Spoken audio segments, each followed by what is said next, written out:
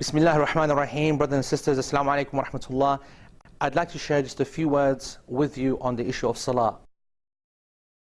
Many ayat of Quran on this subject, many ahadith of the Prophet ﷺ also stressing the importance. But what I'd like to tell you about is an incident which is both shocking and emotional. It is the assassination of Sayyidina Umar bin Khattab radiyallahu ta'ala anhu. When he was stabbed by Abu Lu'lu in the prayer Salatul Fajr, he was stabbed that many times that his blood was flowing from his wounds. It was a terrible sight. Abu Lu'lu took another 6 odd of the other companions down. It was a very stressful moment in time. Yet Umar bin Khattab had the presence of mind to turn behind and ask Abdurrahman ibn Auf to come forward and actually complete the prayer. And then Abdullah ibn Abbas and a few other of the companions then took him back to his home. He then fainted and became unconscious, and he was in that state, and a very terrible state according to his family, according to the narrations that we have seen.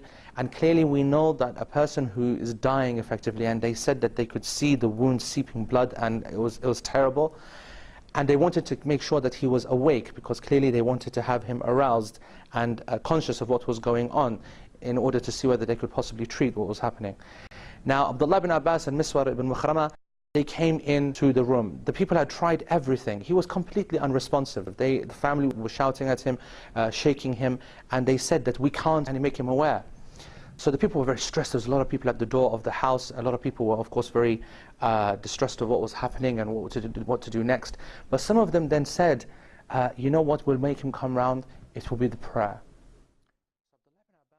So Abdullah ibn Abbas and Miswar, when they heard this, they went up to Umar bin Khattab and they said to him in his ear, Ya Amir Mu'mineen, as-salah, as-salah.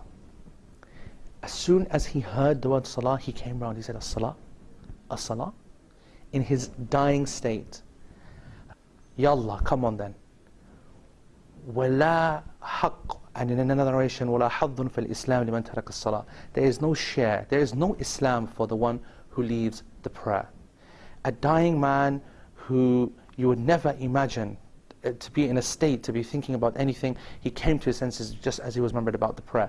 Brothers and sisters, why do I choose this? When there's so many different issues happening and so many other things that we need to deal with, and Muslims in difficult situations and war and poverty and so on and so forth. But the reason I point this out is that ultimately when we as Muslims identify our weakness in our connection with Allah subhanahu wa ta'ala, the connection that is salah, once we recognize that and we can rectify it and work on it and perfect it, and then we start to understand our identity as slaves of Allah subhanahu wa ta'ala and what we're here to do, to worship Him, then we will be in the right state of mind to take the actions necessary to deal with the problems that we have in the rest of community and society.